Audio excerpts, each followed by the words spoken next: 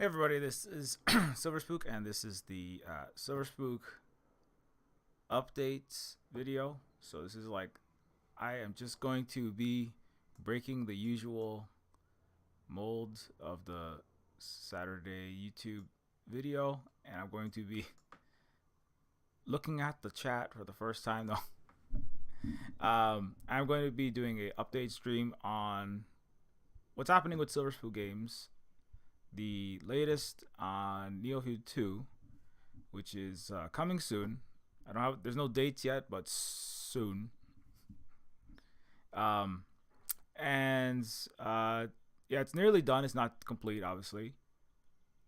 And also, yeah, we're answering questions. Usually I don't look at the chat uh, uh, during the stream, so I don't get kind of too far off of track. But I'm gonna try to look at the chat. I won't necessarily answer every single question, but if it's appropriate or worth answering, I will do my best. Also, there's a new book that I contributed to that is coming soon from Duke University Press. So yeah, all of that is happening. Um, I guess I'll wait for people to get in there. Oh yeah, and the most important thing, of course, is that Neofeud is on sale. So if you've been waiting to get Neofeud, don't forget to run, skip, and jump, and cyber backflip, bounce off of the walls with your digitigrade robot legs. You know, take out your golden gun and shoot yourself. You know, don't shoot yourself. I mean, shoot the gun in zero gravity until you know, using inertia, fly towards steam, and get on down there and get yourself Neofeud so that you can have the best cyberpunk game on, secretly the greatest and funniest cyberpunk game on Steam. Or optionally, just get Neofeud because you like cyberpunk adventure games. Or optionally, get Neofeud because you like Silver Spook games and what we do here. Optionally, because I'm friends with the creator of Techno Babylon, which is great. I want to talk to James sometime in the future. I haven't talked to him in a while. Yeah, so if you don't know what Neofeud is, you probably do. I don't know who watches the YouTube channel exactly, but if you don't know what Neofeud is, it is a cyberpunk adventure game that I created over the course of about 2.5 years on basically as a solo indie dev. Here it is on. It has been on Steam for the last. Actually, I think this will be the 6th year anniversary. I believe. So, I think no, maybe it was September. Yeah, September 2017. So Neofeud 1, you know, a dystopic cyberpunk adventure game in the vein of Blade Runner with the overlay of Game of Thrones like political intrigue. I'm not sure if that was the best description I ever wrote, but in my defense, I have only released a full commercial game by myself. You know, well, at that time it was my first commercial game, so and I'm basically do everything, so including all the marketing. Well, actually, Holly helps me with like moderation and sharing and that kinds of things. But in terms of like producing the material, writing all the copy, you know, getting the screenshots, setting up the Steam page, setting up the itch page, setting up the everything, the Instagram, Facebook, TikToks. I don't use TikTok that much, but you know, Mastodon, etc. That's basically what I'm doing. And so it has been 6 years since the release of Neofeud 1. I know it was longer time between Neofeud 1. This is the trailer for it, by the way. Longer time between Neofeud 1 and 2 than I would have liked. But you know, life is life. I mean, it's kind of a miraculous that I released Neofeud 1 at all, really, because I did work on this game. I did work on Neofeud, just some behind the backstory on this game. Yeah, so the art writing, programming, music, and audio are all made by myself, with the exception of about half the voice acting, and the you know the story. Well, I'll just read it since we're already there. In 2033, we create AI. Sentient robots arrive, but not as our Terminator overlords or our singularity saviors, Conscious machines are humanity's bastard children. A few are geniuses who design flying cars, beat cancer, invent teleportation, but millions of defective prototypes roll out of factories. Mentally challenged, motivationally challenged, criminally inclined, legally conscious but unhireable, these defectives are shuffled through public housing and welfare assistance, straining an already overburdened back of the meager social safety net. The robots who don't end up in prison are dumped as a last resort into a massive landfill known as the pile. Humans engaged in perfection of their species, or at least the powerful and well-connected do, genetically engineering children with human and animal DNA. The failed eugenics experiment Franken people are discarded into the pile as well. New dynasties, neo-feudal lords live in towering neon glass castles, shuttle around in pristine nanotech-enabled pods, minds and bodies full of cyberware, spending most of their time taking selfies and optimizing their monetization schemes. A race of supermen concerned only with their own status, their prestige, and their success, where machines have become all too flawed and human. People have become flawless, perfect, cold machines. Carl Carbon is an ex-cop dishonorably discharged from Coastlandia PD for disobeying an order to shoot an unarmed sentient humanoid. Carl is exiled to the pile as a lowly social worker. There he counsels gang-banging foster kid robots and confiscates chimera children from deadbeat half-wolf parents, till one day, a case goes horribly sideways and Carl is drawn into a sordid conspiracy that could threaten the strained fabric of human-robot hybrid civilization, or save it. And so, anyways, you know, I often play this trailer at the start of streams. I have been streaming for the last 6 years, like making streams and videos and stuff. That's been its own journey, I guess. Don't really know. I never really knew ever what I was doing at any point in that entire process. To be 100% honest, yeah. As William Gibson, which is actually where the actual godfather of cyberpunk, you know, we actually started working on Neofeud technically on the William Gibson message board. And so as William Gibson once said, author of Burning Chrome, Neuromancer, The Peripheral, which had an Amazon TV, was it Amazon or was it Apple? I can't remember. It had a TV series season, at least one. And William Gibson said, I spend most of my time trying to debunk my marketing. Lucky for William Gibson, he has a publisher that gives him marketing. I have to do all of that. So I guess I'm just debunking myself. So half of the time I'm a sleazy corpo suit marketing myself. Another half of the time I'm debunking my own marketing. So you see, this is the problem. It's like, you know, you see, you know, in the previous generations, you could like be salty and, you know, be very annoyed with marketing for the gainful employment in your creative industry that you might have had.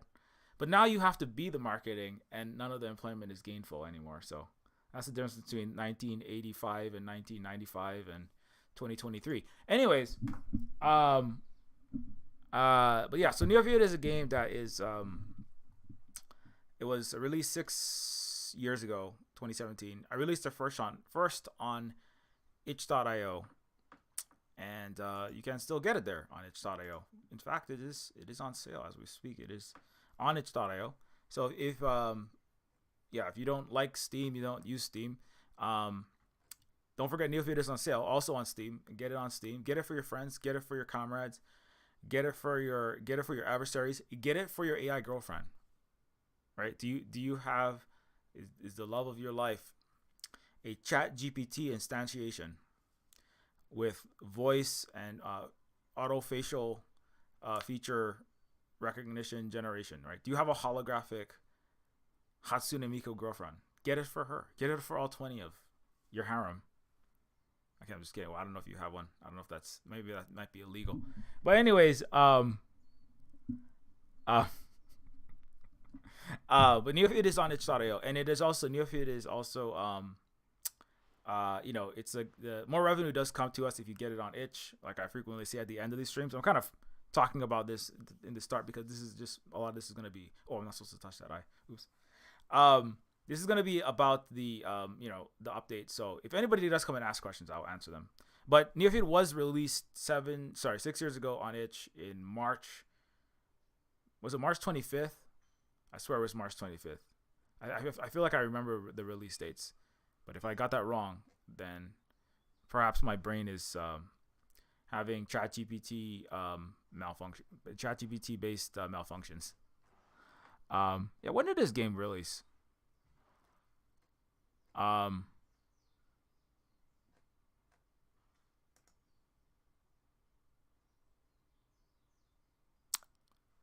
Wait, what? Yeah, it was released. Okay, yeah, it was released on March 25th. So, um, yeah, so it's been 6.5 years, counting from the itch release. Um, it's been some time. What my point was, I wanted to have gotten Neofeud 2 out sooner than 6 years later. Um, that was April. Yes, no, it's March. I would love to have got Neofeud out sooner than I would love to have gotten Neofeud 2 out sooner than uh well, it's not even out yet. But yeah, we've been running Silver Spook Cooperative. So like I said, I say at the end, like we are, like Silver Spook Games. I think there's a website. Like unfortunately, I have not kept the website up to date. Silver Spook Games. Yeah, it's just like on the generic Google site. I don't know how many people visit websites. That's the thing. Was kind of like it's been a journey to try to figure out even like how to maintain a game company. The primary thing we do is gaming. Obviously, but we also do other things as well. We also do educational and journalistic activity is kind of what I would say. Journalistic activity. Everybody's kind of doing like everything all the time. If you're not like, if your job isn't like as a professor at a university or like as an IT person at a tech company where you have like a set salary that's like very large, right? Well, actually, I take that back. So a lot of professors are not being paid.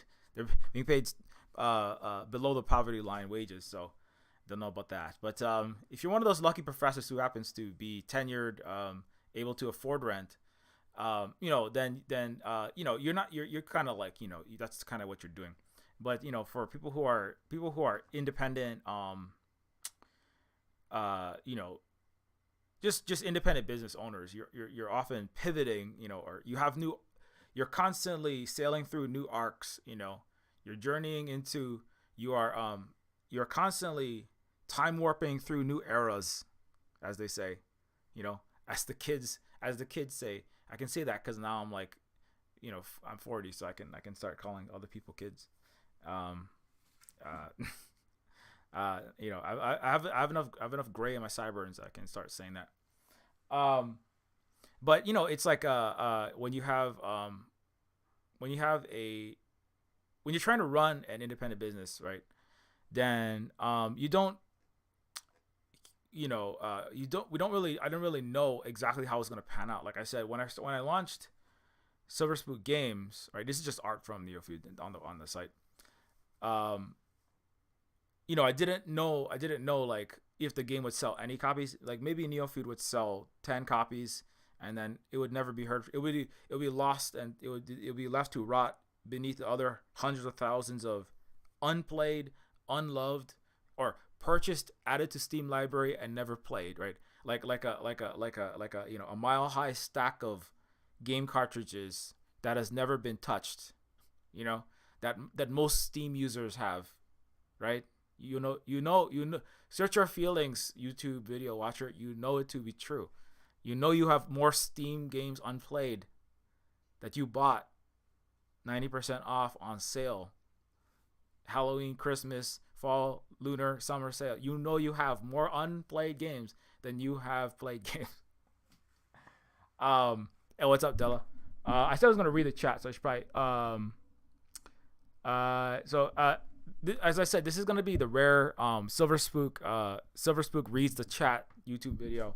So I have to follow through on my promises. Otherwise, the customers and the audience will be upset.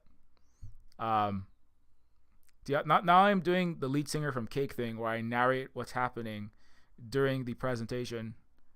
Uh, Cake the 90s. Sorry, too many obscure millennial references. What is up, Victor Gill, Uriel, and Grant Scarborough in Maryland, and always good to see our longtime friend Della.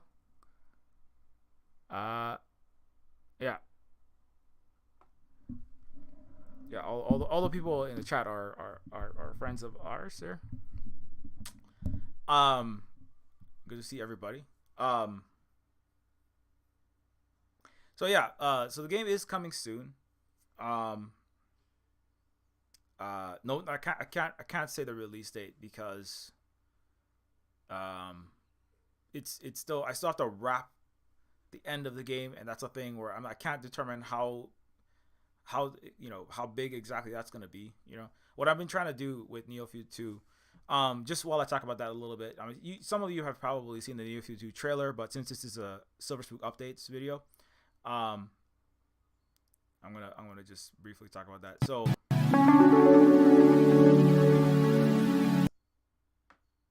oops. Okay, sorry about that. Sorry, I forgot the audio was on. Okay. Anyways, it's muted now. And so this is the Neofeud 2 trailer behind me there. And so as you can tell, between this is Neofeud 2, and then if we look at the Neofeud 1, the graphics in Neofeud 1 are I was one of the complaints that some people had, which this is an industry thing, which is how seriously should you take complaints? What do people really care about? Is it like the screeching wheel that's louder than all the others problem, where you have a handful of very loud but a minority of players who are really upset with certain things, but if you fix those things, that doesn't necessarily impact how much people will actually buy your product. It's really hard to know these things. You're shooting in the dark. You're wandering like Vin Diesel in Pitch Black, without even night vision, hoping that you don't get eaten alive by horrible people on the Steam review. But you don't really know. You don't really know what exactly the world is thinking out there. It's really hard. It's really anxiety inducing and stressful as a small business of any kind. What you have to do, you're not a marketing expert. You don't have money to spend on marketing teams. You don't have industry research. You're not an established company I don't know, Google, or I don't know, EA Games. So as a small anything creator, it's always you're just shooting in the dark. You're just I think people seem to want the art to be better. I know art is not my strongest point. Some people are I like the punk, this is a Neofeud is a e-zine printed out in 1987 somewhere in Texas A&M University or Michigan State University, and then somebody it's they give copies of Neofeud out at a Dead Kennedys concert. It's not on the front shelf of Blockbuster when Blockbuster was a thing, or it's not on the front page of Steam, PS4, Xbox. It's the thing that you gotta kind of find with the tape cassette for the actual punk bands that still exist in Cincinnati or wherever city you happen to live in. You're not gonna get, so Neofeud has that punk feel, and so people I don't want the art to be too corporate and too polished. Because if it becomes too polished, then it loses the Neofeudness of it. So that's a thing. But then other people are why is this art incoherent, inconsistent, or just I don't like this art. This art is bad. Why are the character frame? Why aren't there more frames? Why isn't it 3D? Why and some people are just oh, Neofeud would be so much better if it was 3D and it looked I don't know, Destiny, or Call of Duty. And I was well, I can't really do that. Anyways, so let me read the questions. It says, free opioid, sign me up. Indeed. Sadly, for our audience, there was this bit of false advertising. There was some slight false advertising. Mea culpa. There will be no free opioids in this stream. So if you wanted some fentanyl or OxyContin or Safenil, that's the new in Neofeud 2. They have a very safe, very non-lethal, very impossible to overdose on opioid. It's called Safenil. It's like fentanyl, but safe. Thus spoke with the FDA, and then you can sell that to the little children in the game to make money to pay your rent. Anyways, which is living in a car. Anyway, Grant says, I have a feeling it will be out before the year ends, but I will be patient. It's not like the cooperative doesn't have the resources for that. Will it be out in the year? That's a good question, Grant. Will Neofeud 2 be out in this year? I'm going to say there is a non-zero probability of Neofeud 2 being released in the year. A distinct non-zero probability. What is it? What month is it? October, November, December. You know what? The hard thing is going to be I have not done the music. I have not done the voice acting. I have not the music and the voice acting for Neofeud 2 is not even started. So that is going to take some time. So that's where yeah.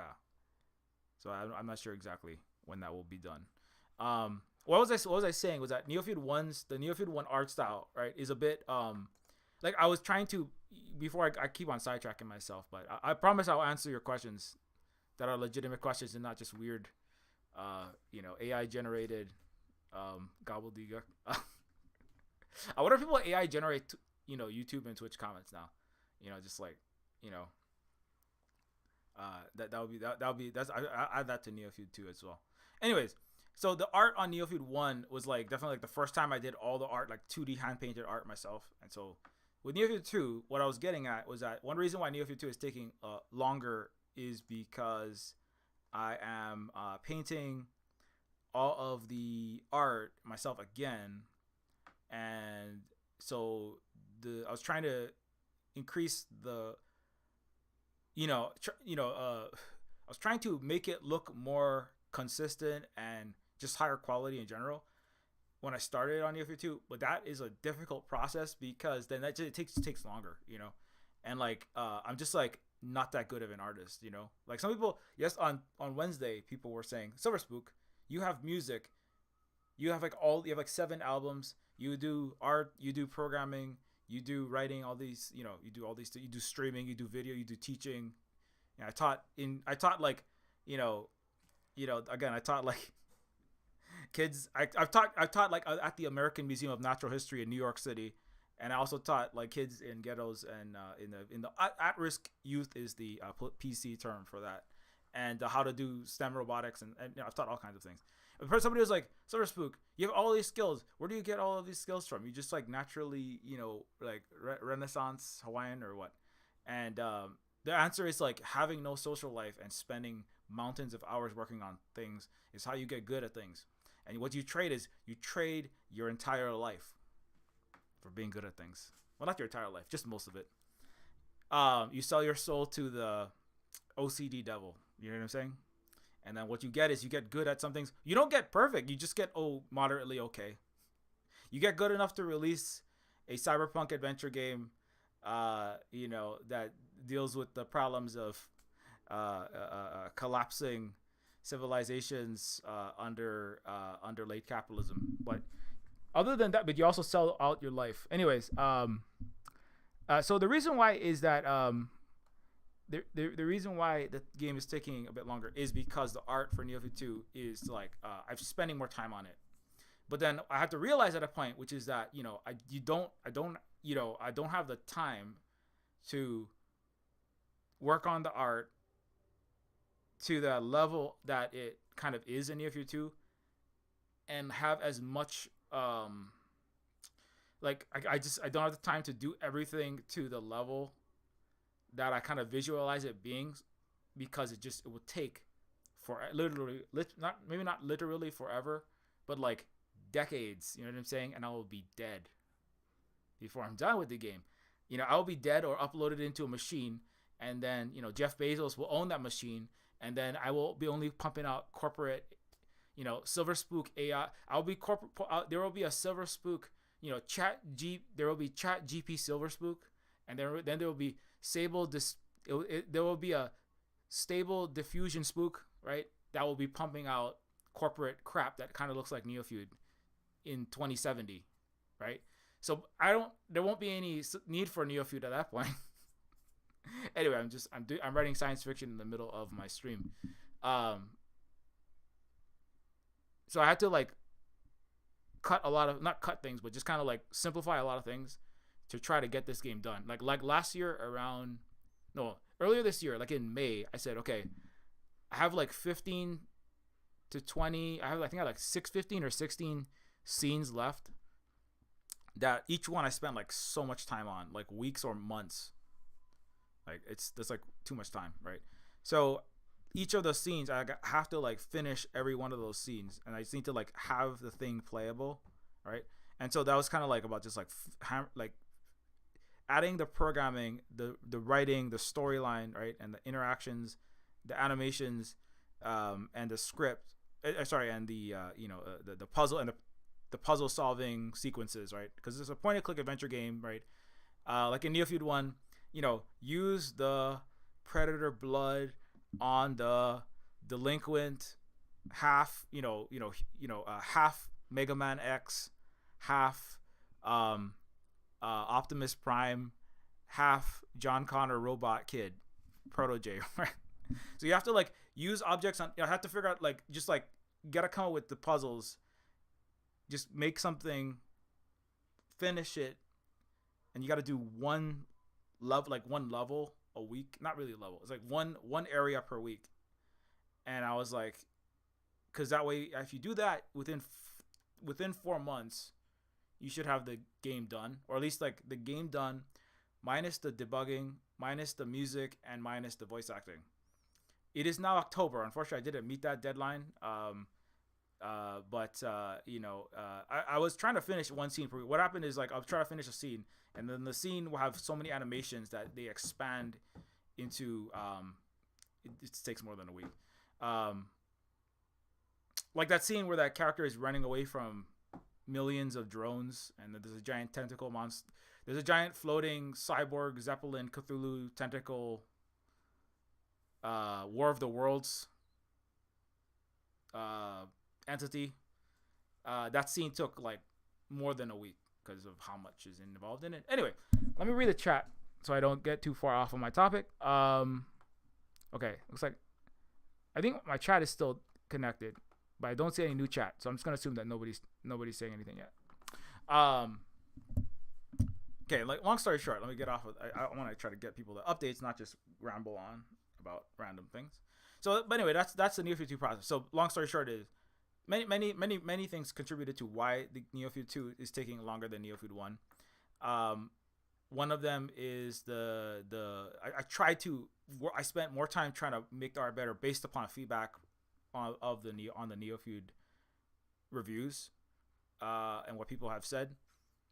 Another thing is just like health stuff, where for a large section of the work on Neofeud 1, and if you want to learn more about this is a good time to suggest that if you want to learn more about Silver Spook Games and get on the inside scoop on stuff that we're working on, and including like physically at the Silver Spook Cooperative, which is a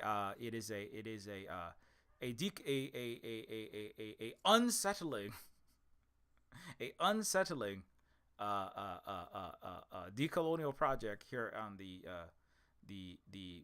sovereign parts of Hawaii, the Silver Spook Cooperative,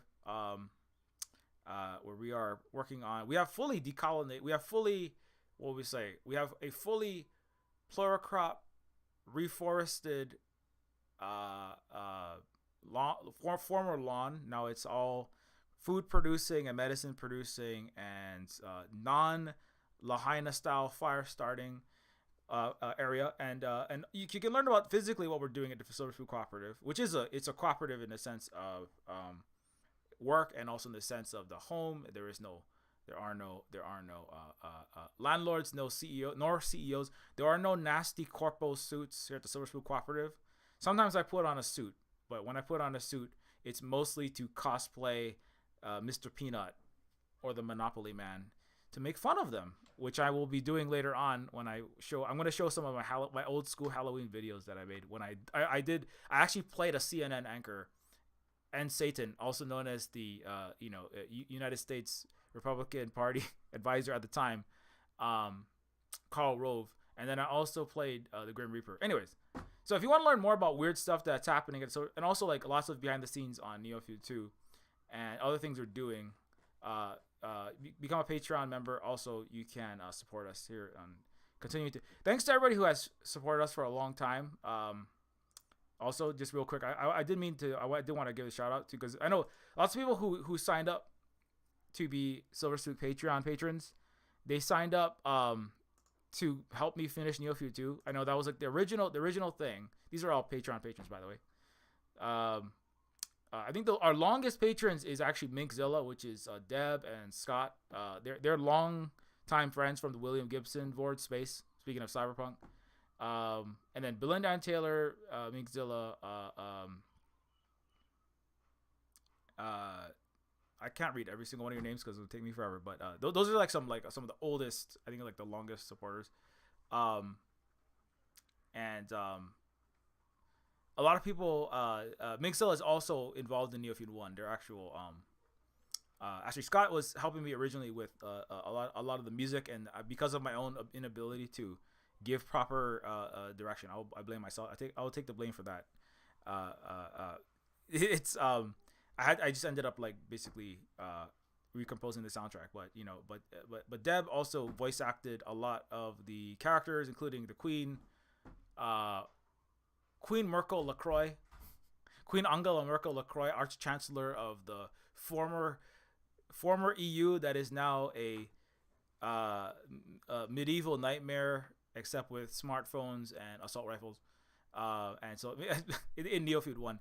And but a lot of people who are supporters, before I go down another rabbit hole, were people who supported to help me to help me economically while working on Neofeud 2. So I know people have been like, Silver Spook, I know people don't come on and tell me this, but I'm sure people are saying, Silver Spook, where's the Neofeud 2? I've been giving you money for 6 years. Where is the CD or the floppy disk or the cassette tape, as in Burn After Reading, John Malkovich would say, right? Give me the 25 box set of floppy disks that Neofeud 2 comes on, like you said you would. Like you said you were gonna get me Neofeud 2 with inside a CD, inside the cereal box. You said you were gonna give me Neofeud 2 like I was buying Doom for MS DOS, and I want it on 27, 3.5 floppy disks, right? I don't know who makes floppy disks anymore. I'm sure some weirdo 90s Stranger Things loving retro nerd is making them. I know they are making them, but I don't know where to get them. I'm sorry, I don't know if Neofeud 2 is gonna come out on 27 3.5 floppy disks. Okay, but anyway, long story short, thanks to all these people who have supported us for so long. Rest assured, it is coming very soon. Possibly at the end of the year, but it depends on how long it will take me to get all of the. I gotta finish up the last little bit. It's about four scenes, and like the finale scene, the outro, and then also the voice acting and music. But once that's done, this game will be done. And all these people have helped me put this together, so I apologize for the delay. Let me read the chat.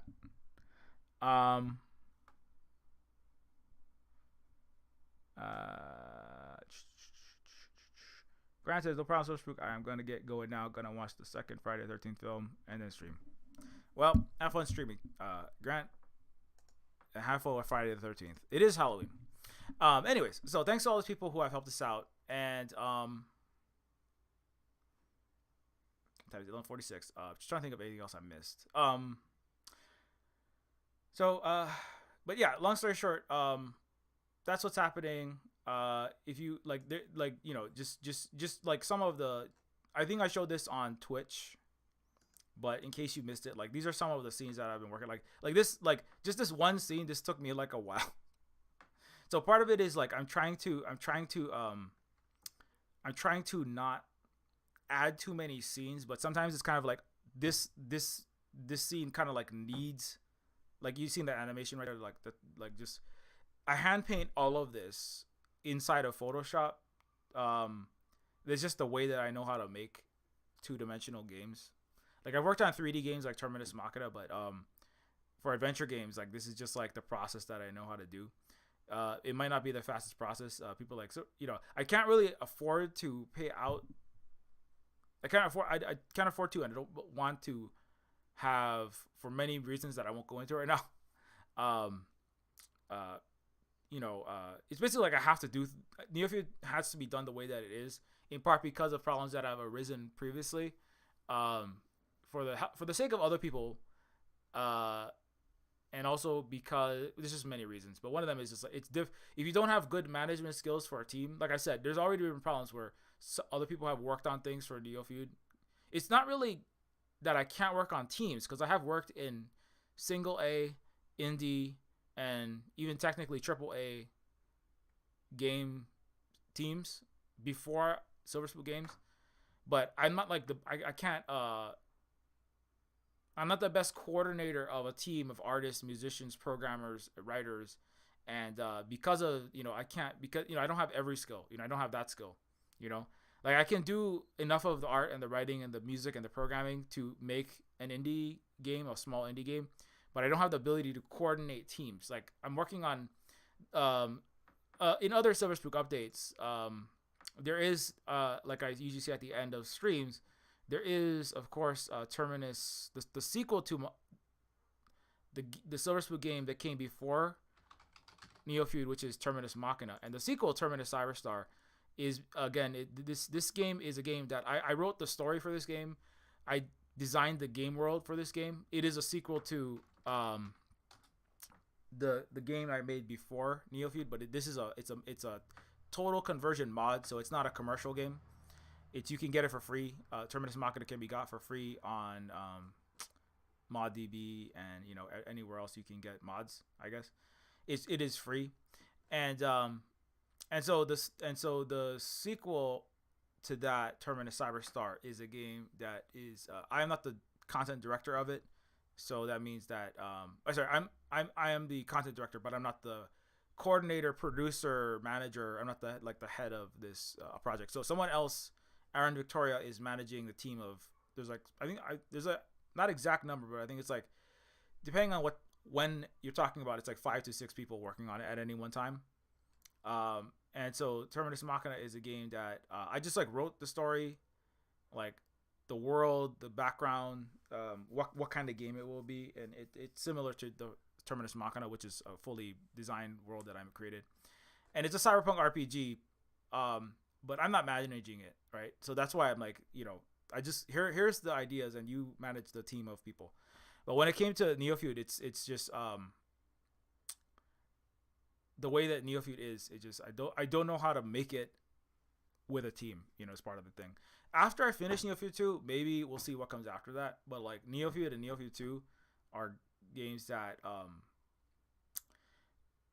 have a weird process. Let's just put it that way. I have a weird process that is not conducive to. I have a weird process for Neofeud and Neofeud 2 because they're so hyper personal, and they're so weird, and they're so it's yeah, the way that I designed them, it just doesn't. It's like I write the story while I'm painting Photoshop images, and then I program the game while looking at the writing that I did for the images, and then I rewrite things inside the code, and stuff gets constantly changed because on the fly. It's part of why Neofeud feels the way that it does, and it's in the ways that Neofeud is unique from other games. It's because of the process.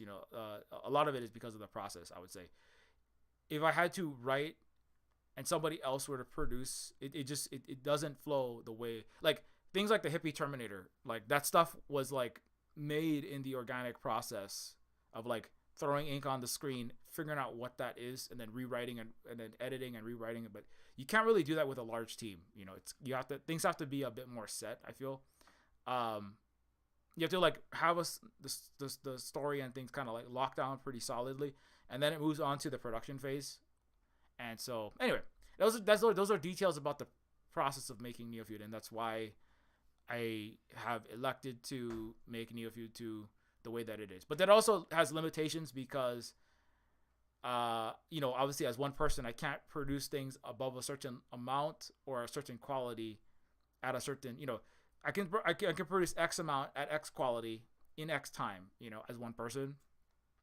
So then that's where it's like I have to make decisions. And anyway, you have to make decisions about what and how to produce things.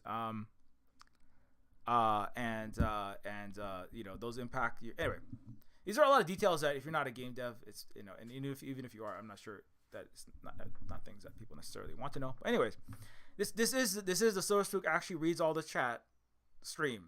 Very rare. I think I've done this like the first time in 2 years. So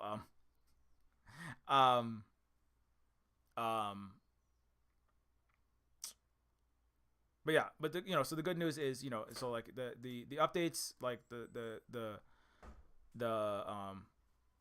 this is just like some of the other characters in the game. Your Zuckbucks, Omnicash, Utro e-dollars, and other fiat currency are no longer acceptable due to financial collapse and hyperinflation. This machine only accepts physical coinage such as quarters and silver dollars and dead war criminals. And then this character says, Nero fiddled, Louis ate his brioche, the president golfed. But these unhealed ones, cities always burn in the end. Spoiled, foolish children playing with fire they stole from the gods. So, that's just like, I'm not going to tell you anything other than that. That's just some random stuff that happens in Neofeud 2. Which I kind of like pepper the Patreon updates with like little snippets of things. Obviously you can tell from that image that if you've played Neofeud 1, a particular object will be making, a particular vehicle will be making a return. A unidentified flying vehicle will be making a return. And that's all I'm going to give you from that.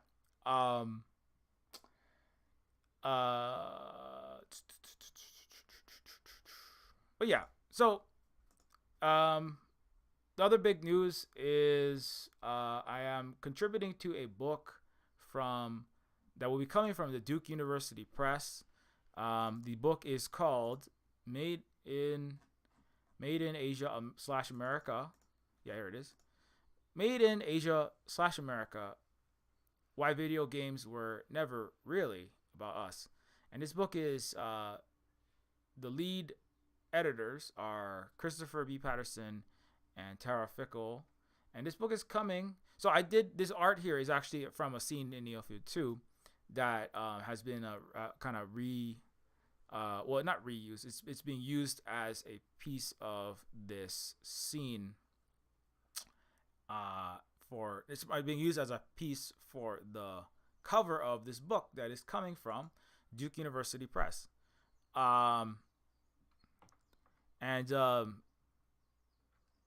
Yeah, so that's really neat. Duke University, obviously Duke University is a very prestigious university. So that's really neat. And I think I'm on the list of the contributors. Yeah.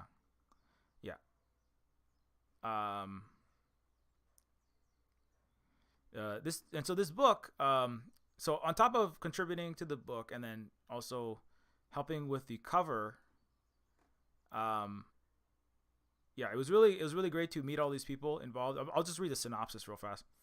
Made in Asia / America explores the key role video games play within the race makings of Asia America.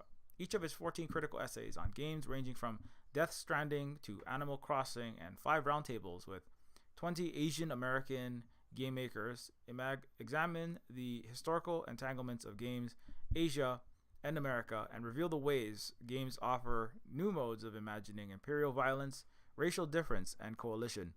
Shifting away from Eurocentric white masculinist takes on gaming, the contributors focus on minority and queer experiences, practices, and innovative scholarly methods to better account for the imperial circulation of games. Encouraging ambiguous and contextual ways of understanding games, the editors offer an interactive editorial method, a genre-expanding approach that encourages hybrid works of auto theory, queer of color theory, and conversation among game makers and scholars to generate divergent meanings of games, play, and Asian America. Made in Asia America represents a truly vital intervention into the study of race, power, and play by turning much needed attention to the narratives of racialization that surround games. It insightfully lays bare the many ways in which Asia, America, and gaming have long been intertwined. Simultaneously, it pushes the study of games in exciting new directions by bridging theory and practice, foregrounding dynamic conversations between game designers. One of the best parts of this was when I got to talk to like Asian American designers in the U.S., like Chinese American game designers, Chinese American diaspora designers who went back to China, like in Hong Kong, and then Filipino designers, game designers in the Philippines, from the Philippines, talking about the struggles of trying to get your games recognized in Western markets where a lot of the money has been, but they don't want anything Filipino about the games. That kind of stuff was really interesting to me.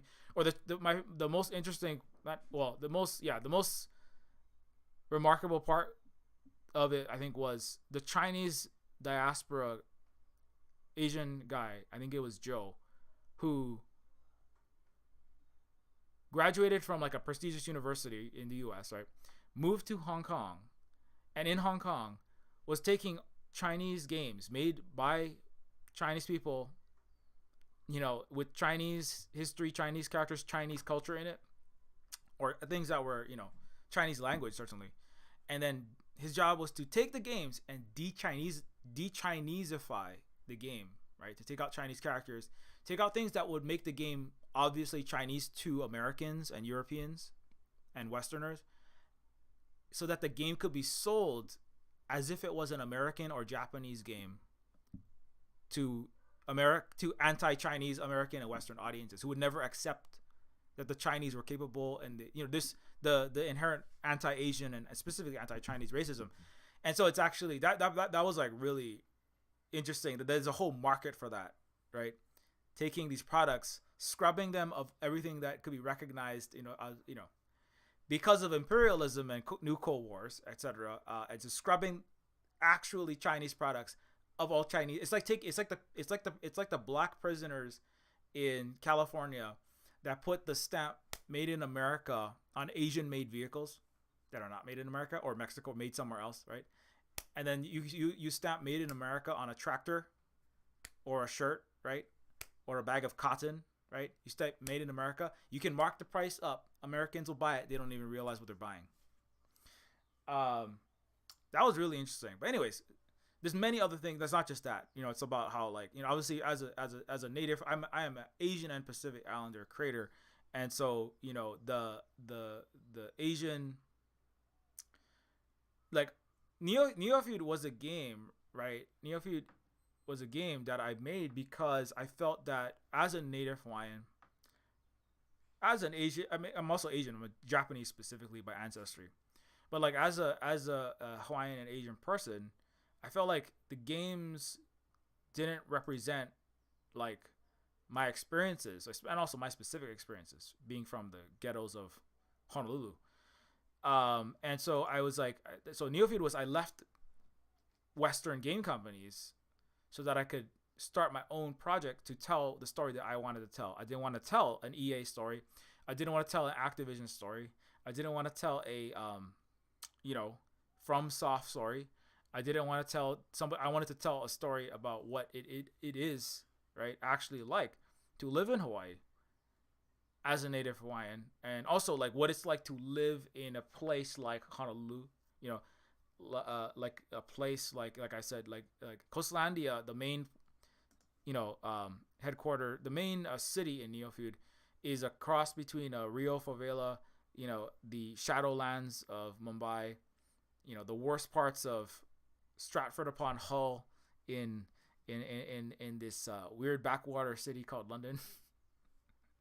Or in Britain where there is extreme impoverishment, where you have extreme wealth, or New York City where you have, or the Skid Rows of Los Angeles, right, and the homeless, endless sprawls of Seattle.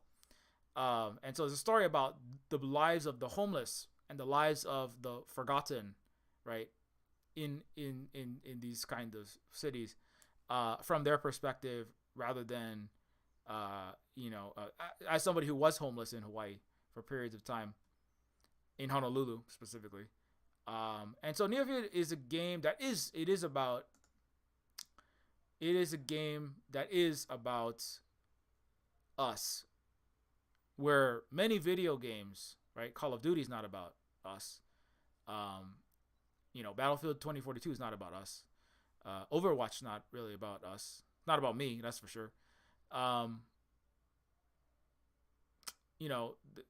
Most of the games I've ever played, they're somebody else's story, right? And so Neofeud was about telling my story personally. And hello to some guru. Sorry, I missed it in chat. I'm supposed to be talking about answering questions, but what I was just talking about, if you just tuned in, is I am the cover artist for this book coming from Duke University Press soon, with a large number of contributors. And if you want to learn more about that, you can follow Dr. Chris or Kavika Guillermo, and is Dr. Chris Patterson at the University of British Columbia, is the editor, one of the two editors of the book. And I think he's actually going to do a conference, or he's going to do a panel today, if I'm not mistaken. Is this it? Okay, I gotta go look it up. Okay, anyways, but I'm supposed to be answering questions. So if you do have questions about Neofeud 2 or anything else, I'm supposed to be doing Spook QnA.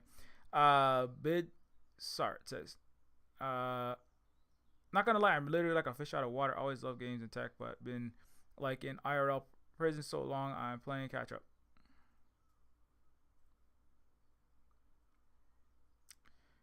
Do you mean like you have not played a lot of games in some time?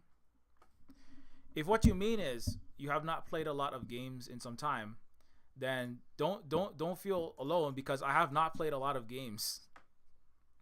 I have not played a lot of games myself. I'm mostly making games nowadays. I'm making more games than playing games.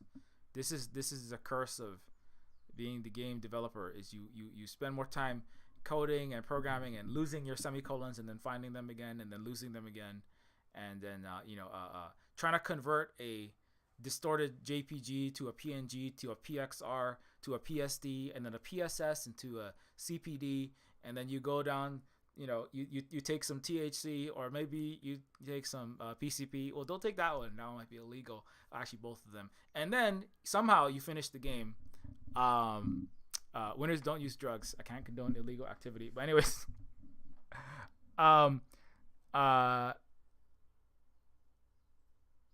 yeah, but anyways, just answer that question. It's not really a question, but just a comment. I don't know that much about what is the modern games. Like Neofeud is a game that is based on 90s retro games, like from the LucasArts era and the Sierra era, which is Space Quest and Monkey Island. And if you're like 20 years old or younger, you probably don't even know what that is. Good chance you don't know what that is. And so Neofeud is a game for geriatric gamers. No, not, you don't have to be. Anybody can play. I know there are 20 and 17-year-olds who have played it. Grant Scarborough is significantly younger than myself and has played Neofeud and seems to like it. So Grant, the actual question. So you don't have to be a 40-year-old person who saw Terminator 2 in the theater in order to get Neofeud. I have a question about Neofeud. Where was Protege inspired from? I've seen someone make a review of it and believe they got Protege totally wrong. Where is Protege inspired from? So if you're asking about Protege, Protege is that a picture of Protege? Protege, aka the $6 billion baller, that character on the right. Protege is inspired by characters. Protege, like, as I said, like on this list, the art, stories, and gameplay of Neofeud are a reflection of my experiences as a STEM teacher for the underserved youth of Honolulu's inner city.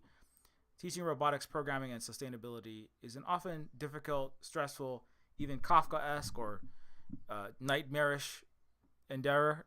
Being in one of the richest, most beautiful places on earth, yet dealing with families with working parents who are living out of a van or sleeping on the street. It is hard to keep kids out of gangs, off of drugs, and on a path toward better opportunities, such as the ones that I had growing up in a slum area of paradise while going to an upscale private school. I made Neofeud to be a fun and engaging game in and of itself, but also wanted the player to think about the society in which we live, and as well as the one which we may be heading to if nothing is done. And so, like, Protege's character is based on the kids in my neighborhood. Just that's what it is. It's the kids from literally the most, like, statistically, empirically, the most highest poverty rate area in the so-called United States. Long story about. I don't want to go off on. I could go off for centuries on Hawaii and its politics, but Protege's character is based on, like, the kids from this. Basically, it's a ghetto. 70% of the population is in poverty in this. It's like a valley. I don't want to compare it to Palestine, obviously, but Palestine is far worse off than people in where we are. Anywhere in the first world, and most places in the world. But it's a ghetto. It's a ghetto, and the kids there they have the highest rate of children being arrested in school and going straight to prison. Most Native Hawaiians like myself get carted off to Arizona. They move. I think statistically the most Hawaiians and Pacific Islanders that get arrested, they remove like thousands of miles and they get put in Tyson Chicken Factory prison labor penal colony, basically. And so, like, this area is full of, like, kids that are, like, really, really, they just have a lot of problems. They don't have any resources. Their families are just impoverished, and their community has been broken for over a century. It's a long story. I don't have time to go into all of it. But, so Protege's character is, like, when Protege is saying things like, what does he say? Like, you, Bruce Willis, what are you doing? You come around here with your brown bag bottle of vodka, you drinking like you're a sad old bum. I'm not giving you my cigarette. Get out of my face. It's like giving all this lip. It's like when I was a teacher, like, the kids are just like the kids in my neighborhood. As a teacher, I had 30 Proteges in my classroom, and the classroom was not quite as dystopian as that. And, like, obviously the kids weren't robots, but I would have like 30 of those kinds of kids, and they'd be like mouthing off, and I had to learn how to win rap battles to even teach, like, how I had to teach, like, basics of U.S. government to kids who had dropped out of high school, and, like, you have to, like, win rap battles in order to even start talking to them. If they getting the kids to show up to class at all was, like, a real challenge. Like, they'd be like, I'm not coming to class. I'm going to go boost cars because I can make more money boosting cars than working at 7-Eleven. And it's, like, fair. But it's also like, if you could do the math, if you can calculate how much you can get for 4 Audi tires, the carburetor, and all those parts, you can probably pass the remedial high school equivalent math portion of the competency-based diploma program. So why don't you come and get the diploma? And just in case literal Grand Theft Auto doesn't work, I literally had car thieves as one of my students. I remember like telling him like, maybe you can solve 25 times 6. If you can do 355 times 4, because you can calculate how much money you can get from those tires of that stolen car, like that these kids were telling me about the cars he stole, right? And I'd be like, you can calculate that, you can pass this test, right? Because all you have to do 2-digit times 2-digit multiplication. You already know how to do that, so just do it. And so anyway, but long story short, I mean, I have so many tales about that. I like the Samoan that ate Dwayne the Rock Johnson. He was like literally a 7-foot tall Samoan kid. And I say kid, he was actually 20, but he couldn't do second grade math, so I had to help him. He was like 20 years old, falling asleep because he had so many concussions because of all the things. Well, it's a long. I'm not gonna get too off on that. But in long story short, Neofeud is based upon the experiences of people from impoverished, very violent in systemic ways, and then also violent in the knock-on interpersonal ways. And Protege is all of those together. Call Carbon is like me trying to help the kids. And then Carl Carbon and Protege's relationship is like me trying to be a surrogate parent to dozens upon hundreds upon thousands of fatherless, stolen children, or lost children, like lost Hawaiians, Samoans, Fijians, Pacific Islanders, mostly Asian and Pacific Islanders, in Hawaii specifically, and who have they literally don't have parents. They like live 22 a house.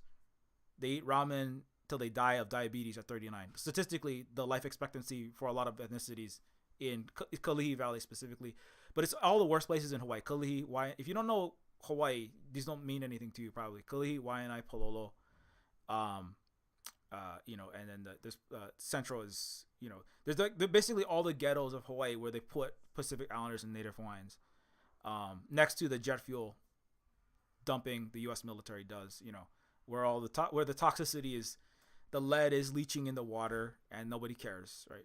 And so Neofeud is about being stuck in a toxic nightmare city that cyberpunk and science fiction creators don't really. I never really liked a lot of cyberpunk science fiction, like the Cyberpunk 2077. It doesn't get it right. It's too much of a fantasy of a middle class American. It's too much of a middle class Western or fantasy of what it's like to actually suffer, under racialized capitalism and imperialism.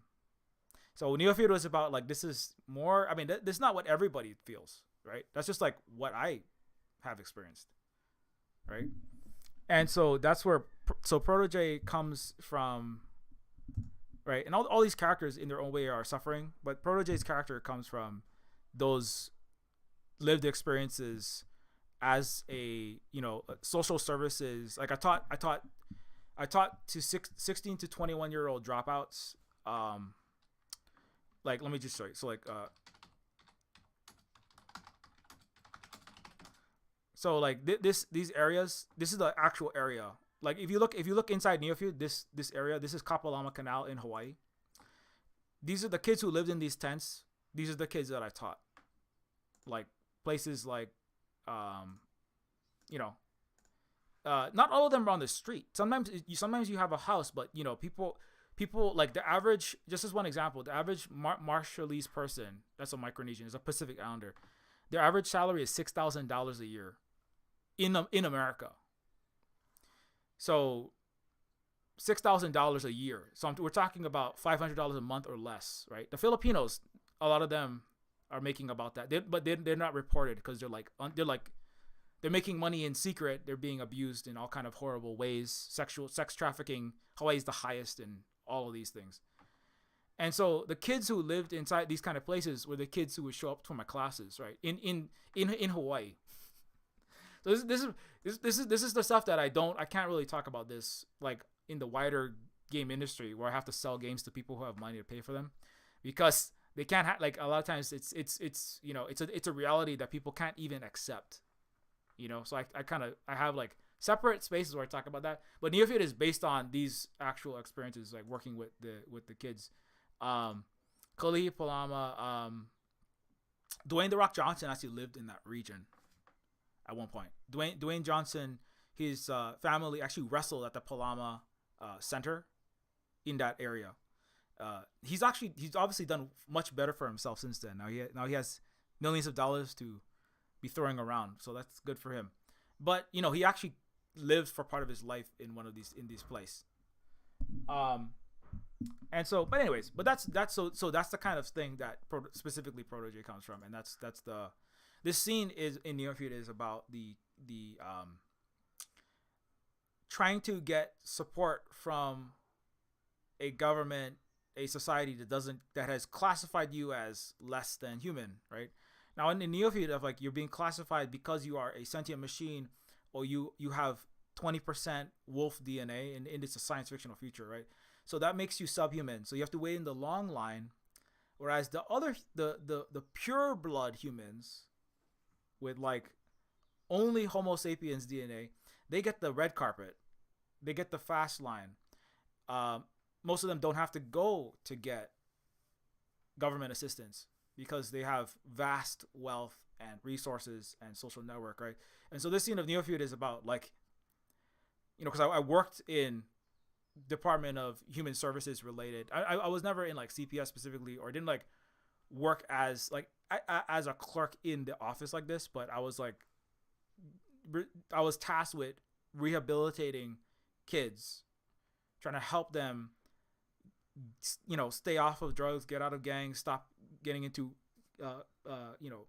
behaviors and like non-productive behaviors, let's say, right? I don't know what the PC term is now. But I was part of this process of trying to help people who had fallen off of society, right? Try to get back on their feet, integrate into society, right? And so part of Neofeud is kind of suggesting like what society is there to integrate into though, actually, right? And does it's kind of like pretending, it's kind of like is kind of like I don't know, a place that's currently committing actual ongoing genocide, pretending that you are like humanely trying to just stop terrorism, but in fact what you're doing is you're killing people in an open air prison in the Middle East, right? But a lot of the United States, right, toxic ghettos is a lot like it's a lot like Gaza in some ways, where it's keeping a people that have been deemed subhuman encased within a region like Oakland, right, like the black and brown areas of Western cities, American cities, right? It's a ghetto, right? Keep them there. Constant ongoing terrorism, right? By who? By the henchmen of the corporate state, who crack down, arrest, right?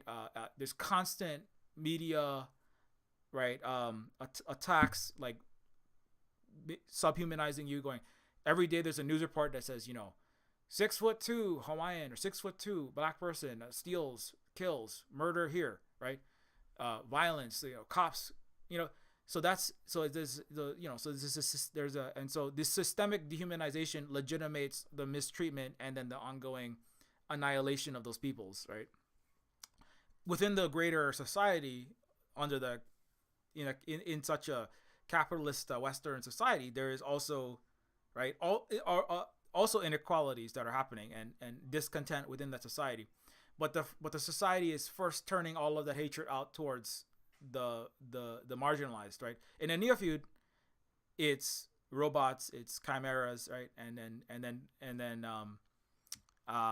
but it's based on what has actually happened it still happens, obviously, in Hawaii, in the US, in Canada, in everywhere. Well, not everywhere, but in the rules-based international order, let's say. I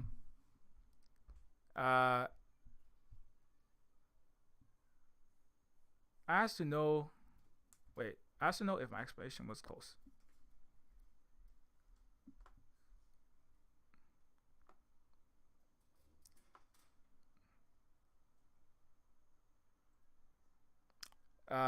It's weird. Oh, okay, sorry. I haven't looked at the chat for a bit. Where's asking for project is prime acquisition. I told them no, it's reputation, Um.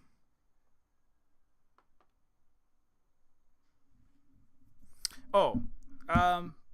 Yeah. So some. Yeah. So some grew. That you're basically right about that. It's it's.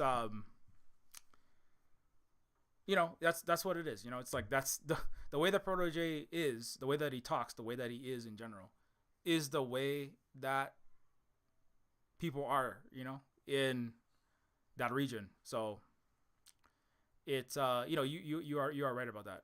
You know, and like if I made Neofeud now, I might have adjusted a lot of things about the game because I know more now than I knew when I made Neofeud 1, but um at the same time it's kind of like it is a record of who I was and who those kids were, you know and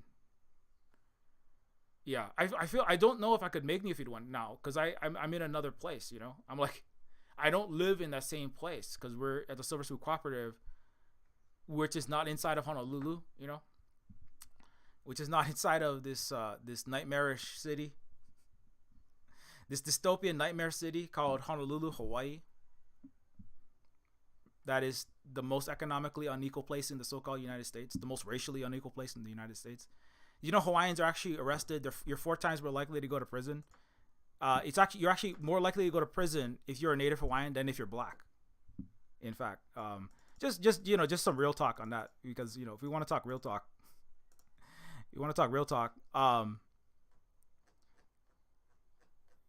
this like where Neofeud actually comes from. I have threads within threads within threads within threads within threads, obviously, but yeah, if you're native Hawaiian, you are 4 times more likely to go to prison. Hawaii is the most economically unequal place in the entire United States. It's a magnitude worse than anywhere in the continental United States. Hawaii is the number one place where children go to prison straight from school. It's not Chicago. It's not Minneapolis. It's nowhere in a red state. Hawaii is the bluest state. Hawaii is the highest rate of children going from school straight to prison, school to prison pipeline. If you are Native Hawaiian or Pacific Islander, you have 4 times more likely to go to prison. If you're black, you're 2.5 times more likely to go to prison. If you're Native Hawaiian, your children are also the number one target for removal by CPS. So like in Neofeud, there's a scene where children get their families have their children stolen by CPS. That's like every day in Hawaii. Why that is, that's a I'll talk about that on Twitch later. But it's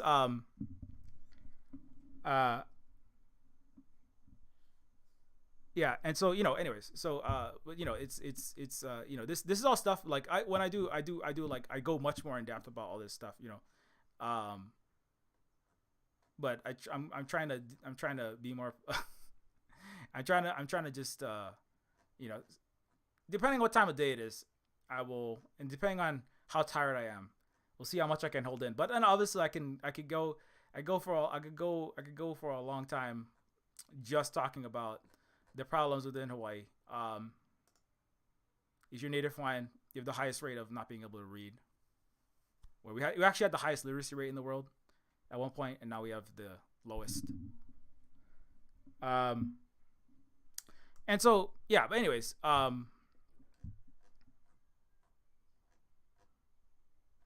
I probably shouldn't just doom scroll on that.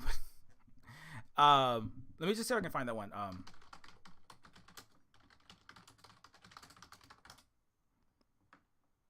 Hawaiian language.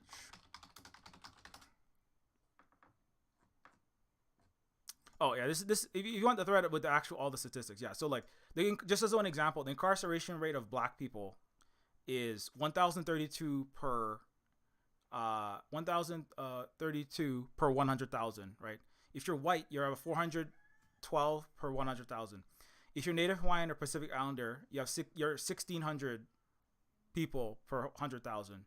So that's what I mean by the rate of going to the people most likely to go to prison in the U.S. is actually Native Hawaiians, Pacific Islanders. The children that go to foster care. So there's a scene in Neofeud where the children the sentient machines have their children taken by the SWAT police and the main character. If you're Native Hawaiian, you're the number one target for foster care, where the children are taken from the Hawaiians, given to usually a white person, to be raised as a white American person, and often abused in that place. Foster system is, I could go off on that forever. But so the scene in Neofeud where you are literally involved in a police murder. Well, you are there. You are complicit in a police murder of an innocent person, marginalized person, and then the stealing of the children. That's just part of every day being on Native Hawaiian. It's like waking up and then worrying if you will be alive and your children will be alive tomorrow. That's just part of Gaza. That's part of being a Palestinian, right? You're like, there's a prayer that the Palestinians give to their fellow to people, just in general, and it's may your relatives remain, right? Because tomorrow your whole family might be wiped out, right? So as a Native Hawaiian, we're not being this way worse. We're not being missile struck, right? But you hope that your family will remain, because as a Native Hawaiian, every day the United States is ripping away your children. Even if they don't steal your children, they're forcefully Americanizing your children out of their Hawaiianness into school. So there's cultural annihilation, and then there's literal physical child snatching. And then there's also police murder. Hawaiians you're 6 times more likely to be shot by the cops. So it's actually even in a police murder, there's a higher rate of that in Hawaii of Native Hawaiians than even black people in the United States. Very well kept secret of the United States, right? And so, but I don't tell people that on the game, like, as you're implying, right? A lot of people think they're just playing an action game, which you are playing. You're playing a video game, right? But I'm not gonna put that on the Steam site and the itch site because people won't believe it. A lot of people who play games are not willing to just hear that. And also it's like, if you're playing a game, you want to have fun. You don't want to be like just crying the whole time. Otherwise, you wouldn't pick it up. So it's kind of like, it's a thing where it's like, I want people to eventually get the point. I want people to eventually get the point of the game and the deeper things I want to say. But if I just throw what do you call, if I just throw the information at them directly, they may not want to accept it. They might not buy the game, and then then nobody hears anything. So it's like, it's always a difficult thing to deal with. But as as indigenous people, or as marginalized people just in general, it's it's a difficult question. It's just a difficult question. It's just a difficult thing. Should you say completely the truth and then nobody listens to that and it continues the assault?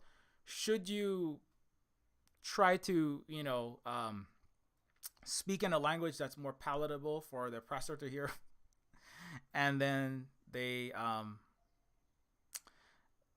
hear it but they don't get it, and then the oppression continues?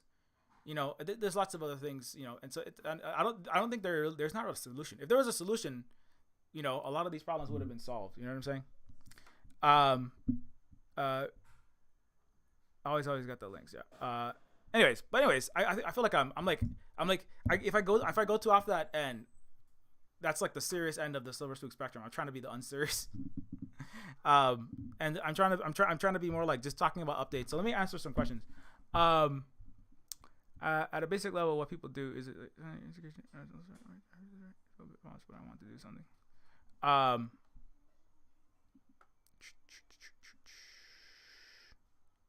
But yeah, they're used to action stories that don't reflect much of reality.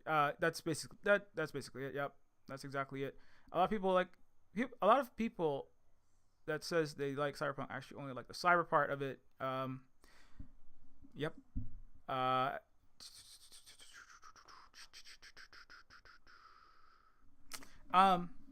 You know what? If you want to learn more about what we can do to improve situations, we'll talk about that at another time. I feel like I've gone too far off of the, it's it's a deeply personal thing for me. And so it's hard for me to talk about those things because it's me and my family. It's me and my family and my parents. So yeah, it's a Neofeud, because somebody asked, like, or Victor brought up, some people like cyberpunk but they only want the cyber, they don't want the punk, and like that's part of why I made Neofeud. It was like, it was watching, you type in cyberpunk, you're gonna find Cyberpunk 2077, and this is made by a giant multinational billionaire run corporation, and like it has interesting stories in it, but I still feel like it's too much candy and it's not enough of the medicine. You know what I'm saying? Like, obviously a lot of people are playing it, so that's great for them, right? But it's kind of like, and like I want people to be entertained, and I want people to actually experience the stories and the things that I'm making. But I also want people to, like, learn, right? I want people to like come out the other side and like think about things in a new way, understand things in a new way, like question things that they haven't questioned, and so and so a lot of it was I was like, I don't want to just make like a pink and purple Tokyo sky. At least I used to say I don't just want a pink and purple Tokyo skyline and some cool cybernetic prosthetics. So like that's why Neofeud is like the main character, called Carbon. He's disabled. Like Carl Carbon, right, has a cyber arm, right? He has a cybernetic prosthetic. What this is not Carl. That's Carl Carbon. What are you?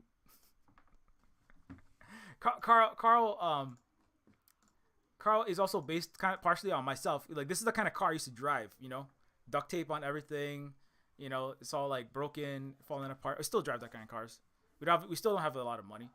But Carl has a cybernetic prosthetic, but his cybernetic prosthetic doesn't empower him. It's broken. It's falling apart. It's constantly malfunctioning. Right. It's almost getting him killed. It's getting him fired, or could get him fired. None of the functions work. Right. So it's so Neofeud is about the promise of the cyberpunk future will never come true. It's like a Douglas Adams or a Disco Elysium, but like a satirical, like Monty Python or Terry Gilliam satire of a genre, and the genre is cyberpunk, right? Like where Cyberpunk 2077 is like serious business. We are doing 1980s retro future bullshit right now. Like, this is serious. You know what I'm saying? Whereas Neofeud is like the cyberpunk future that was promised by Neuromancer and the Ghosts in the Shell and all these other, the products that are ostensibly, right, that forgot somewhere, or maybe cyberpunk never knew this, right? Maybe cyberpunk was always about praising a neoliberal system, and it could never admit it to itself, but for me, I was like, I definitely want to take the slant that, like, the US style, capitalist, corporate, consumerist, neoliberal, imperial culture it really sucks, and it's not going to be fun. It's not going to be cool. It's going to suck as much as your life now in America, but worse. And the things that will be entertaining in the things that are, I think most of the things that are entertaining in Neofeud is not how cool it would be to have a cybernetic arm, to have artificial intelligence, to have walking, talking iRobots, right? To have flying cars. The Neofeud starts with, flying cars. Well, that's awesome. That's awesome. There's flying cars, but I don't have any of them. I'm too broke to have flying cars. Are for a handful of rich, dickheads who have destroyed the entire Earth and all of the ecology, and they left us in the last rotting urban scrap heap, right?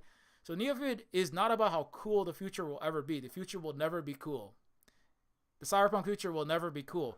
It will only be funny to see how catastrophically badly, the rich and corporations will screw it up, and that's the thing that's always this. That's like that was a lot of my angle on Neofeud. It was like from that angle, it's like the cyberpunk that's all about like glorifying, like Reaganomics is like, it doesn't even realize what it's doing, I think, a lot of the time.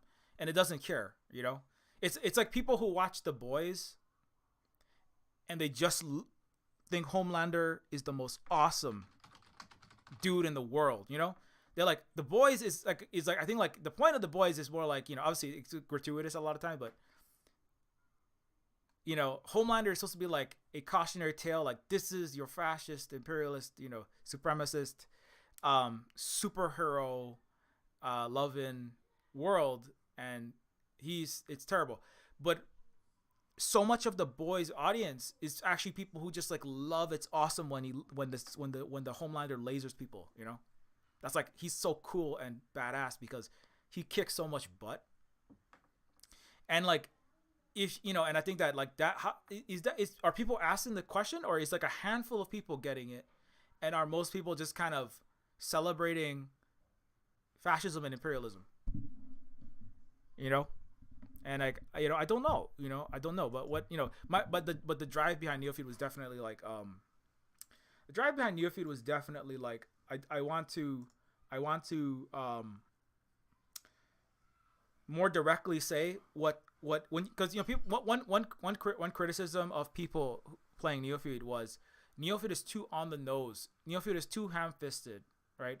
But then it's kind of like, if you aren't saying it more directly, people will interpret the absolutely wrong message from your thing. And in fact, you could actually hurt the world a lot, right?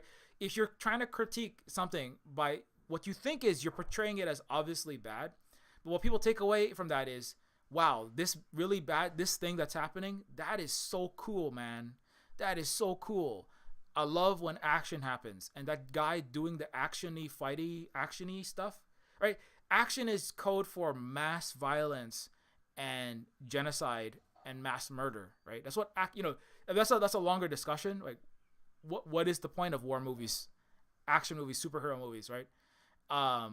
Is it just to justify a fundamentally barbaric Western civilization? I mean, some would argue yes, right? Some would argue, well, that's just human nature, is they just want violence and sex, and mass violence is the best violence, right?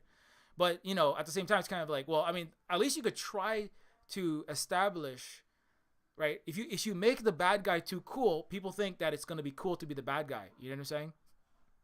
Like, if you glorify billionaire philanthropists, arms dealer playboys, people will worship capitalist, imperialist fascism,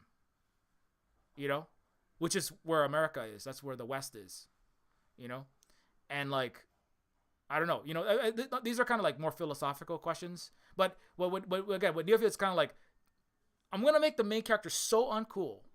I'm gonna make this science fictional, this cyberpunk place so not a place you want to live in, right? It's gonna be so like you're just slogging around inside of a DMV. Who wants to go to the DMV, right? Who wants to wait in line? Nobody wants to do that, right? So I'm gonna make it so uncool, and all of the people you thought were cool, like the Terminator, they're just gonna be like trying to get their, they're getting their legs shot off by depleted uranium rounds, and they're just trying to get their, social security check, in a tent city of veterans with missing limbs, right? They got their legs shot off trying to put down the leftist uprising during the second Dresden firebombing in Germany.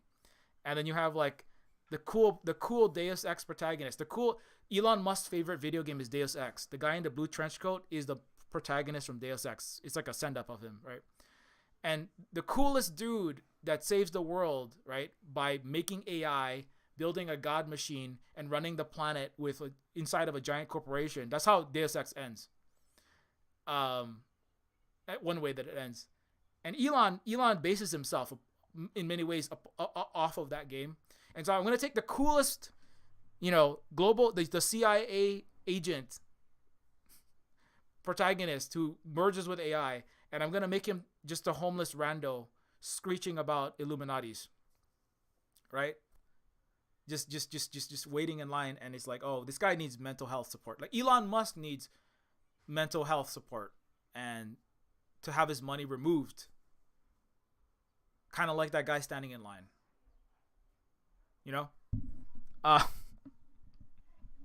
Let me read the chat. Could AI be directed to determine a more equitable provision of money resources, i.e., take human emotions like greed, jealousy, etc., out of it? I mean, I think like AI could do a lot of things. The generative AI, the way that it's set up, is very much unethical and not good. But artificial intelligence, which encompasses many technologies beyond spicy autocomplete, which is also known as ChatGPT, and artist plagiarism software, also known as Stable Diffusion. But outside of that, you have AI for games. There's AI to handle traffic and shipping and transfer and industrial production. So like AI that's like actually doing useful. AI is actually in airplanes that do autopilot. AI is in cars, right, that help with cruise control, right? So AI that's doing useful things could do a lot of useful things, but obviously AI is a tool that can be misused, which it is certainly now. Just to answer that question, Victor says that is a whole can of worms on itself. Have you seen the yellow ladder thing on game dev Twitter this couple last weeks? I have not seen the yellow ladder thing. It collects people arguing if adding a bright yellow paint on ladders was a bad design decision to Resident Evil 2 remake because it was too obvious in video gaming and game devs. And game devs telling stories about QnA in their games of a lot of game experienced people not noticing obvious things. Yeah, I know like in game dev there's a big question about how much should you hold the player's hand and how much to not. That's a big question in game design for sure.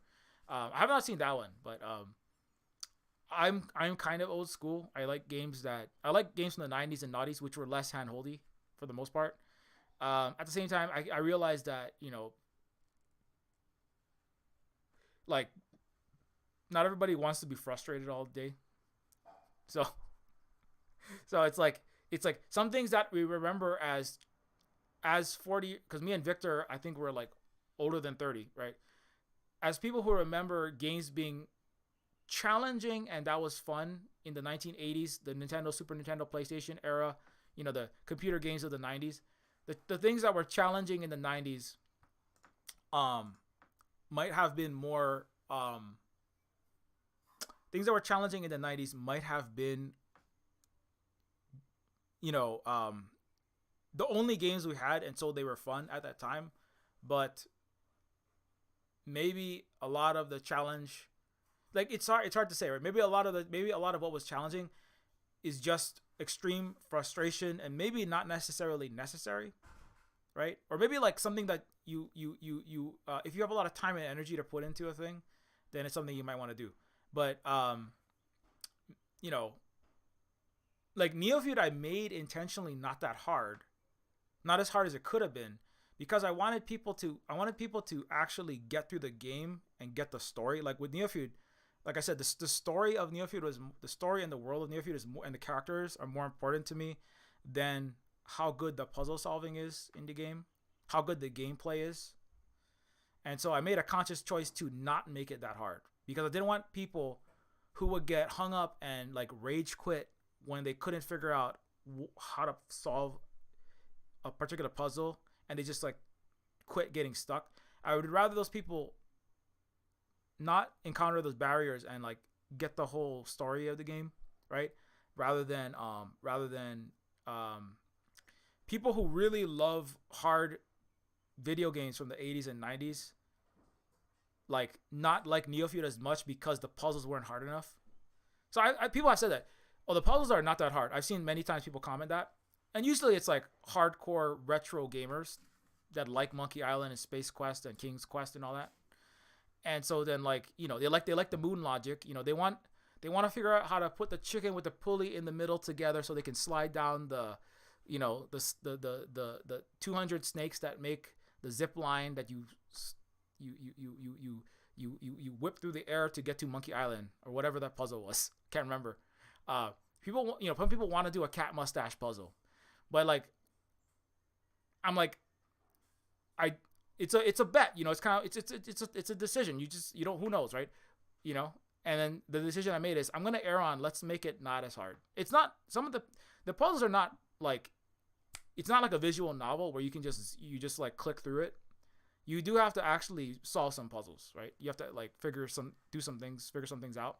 But most of them are, you know, I think most of them are not. There's one like puzzle that involves some time and like eye-hand coordination a little bit, timing. That one's a little bit hard. I actually went back and made it easier, but I feel like I could have made it even easier, but I don't have time to go back and redo more Neofeud 1 right now. But anyway, long story short, it's a good question. How hard and how easy should video games be? I don't know, right? I guess it depends on your audience a lot of the time. Victor is 37. Let me see if I missed a chat there. Sorry, it's probably a cop out, but I found myself going back to organic as much as possible. If it's more or something, it's like just want to go back to the garden if possible. You know, at Spook Games we do have a big garden in the front, so don't feel bad about wanting to have some organic food and do some gardening. We're doing that. We just did some more of that this week.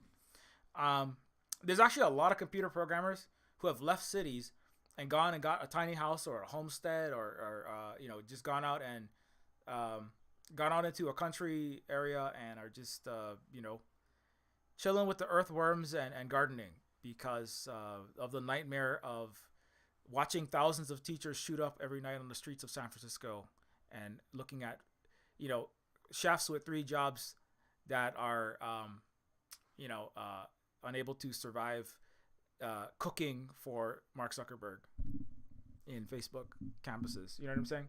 So there's a lot of people that have said there's a lot of professional technologists who actually make the innards, the engine of the world tick. You know, there's a lot of technologists that make your FANG corporation servers run on time. They make Twitter function when Elon breaks it every day. And those people, they quickly get fed up with that world, or they get fed up eventually with that world. And a lot of those people are the Neofeud players, and they're trying to start, you know, they go out and they start being as low tech as possible, you know. And I don't mean that in the low tech from the Neuromancer and Burning Chrome series of, you know, hybrid dog people that live in the roof of a smog blackened arcology. I mean low tech in the sense that they are low technology. Anyways, for all the weird old Gibson cyberpunk nerds, that's a reference that you will get. You made a very special thing here. The hardest scene for me was the Silica family form filling, and it has nothing to do with the game difficulty, but the moral choices. Well, I'm glad that came. I'm glad that rang well for you, Victor, because the Silica scene where you have to get a family evicted, or not evicted, where you are deciding whether a family gets to keep or not keep their children, is a scene that is yeah, the hard part is the that's another comment people have given me. If people give me that, if I hear that comment, it does make my day, because yeah, the hard parts of Neofeud are dealing with the difficulties and the immoralities of a system that you are forced to exist inside of. And then for a lot of people who, because of some confluence of their positionality in the society, right, their status and their access to various things, wealth or their race or lack of disability, their family, they don't have to deal with these things. And Neofeud is about putting those things into your face, right, and going like, well, you know, and a lot of those people outsource the violence, right? A lot of the privileged people will outsource the violence that they benefit from to other entities, right? A lot of them are the state entities, they're the business entities, they're the military, right? The police that are agents of the state, the CPS that are agents of the state, the school system that is agents of the state, and they outsource that. And in Neofeud, it reshores the violence that you benefit from, right? Neofeud is about like reshoring back onto you. Hey, you go steal that child from the collectivist indigenous community. You know, you do that. Why you let somebody else do that for you? That's your land that that's the stolen land you're benefiting from. You participated in it, you know. So anyways, and that's the stolen wealth and the stolen labor that you're benefiting from. You participate in suppressing it. And so, and that's another part where it's like, you know, that's another thing, like this scene right here where the cops come into this house, right? And they're gonna take the children. Yeah, it's a scene that's the most important.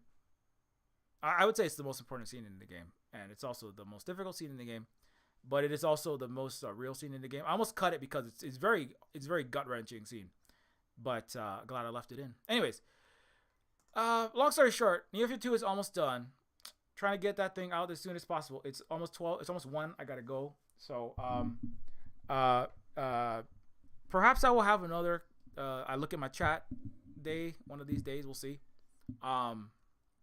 Thanks everybody who has come in and commented and asked, you know, legitimate questions and have you know, played the game, bought the game, supported us, and you know, we greatly appreciate it. Without the support, we don't have Silver Spook games. I would not be able to finish the sequel. Again, please tell everybody that you know that and again, the sequel, we don't have a release date, but I'm like very close to being done. As I said, I'm in the less like 5 or less scenes to finish, and then I do need to finish debugging, voice acting, and making the promote. I have to, you know, set up the Steam pages and all that kind of thing. But like we're, you know, it's very much at the end of the cycle of game dev.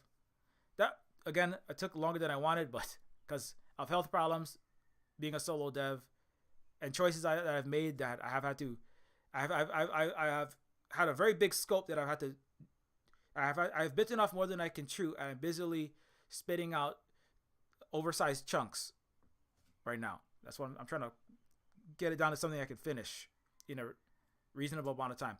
And so it's coming soon. Don't forget to check out the new book that I am a part of. Well, you can't really get it, but you can learn about it at Duke University Press. Made in Asia, America, and you can get Neofeud on sale. Tell everybody that it's on sale right now for the next week and a half or so.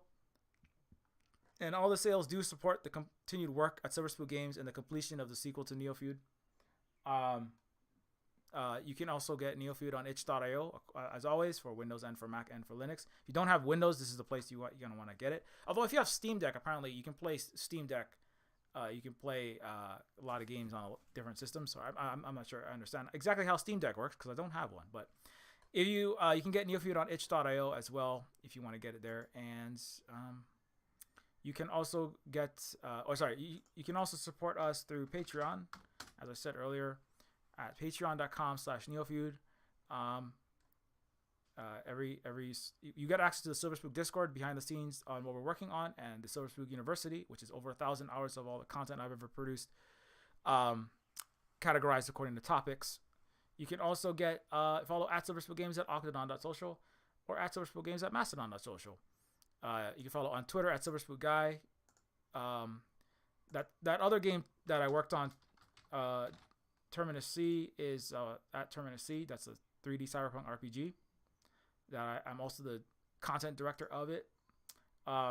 Also, something there's more stuff I wanted to say about people. I forgot to give everybody a shout out, but thanks a lot to Aaron Victoria, who is the lead director on Terminator Cyberstar.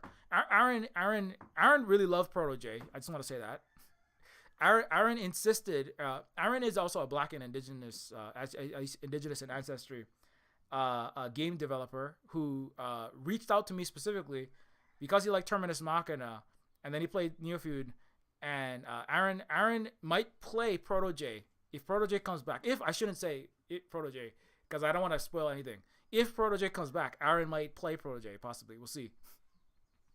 And Aaron reached out to me because he said, I want to make a game because I really like the games that you've made.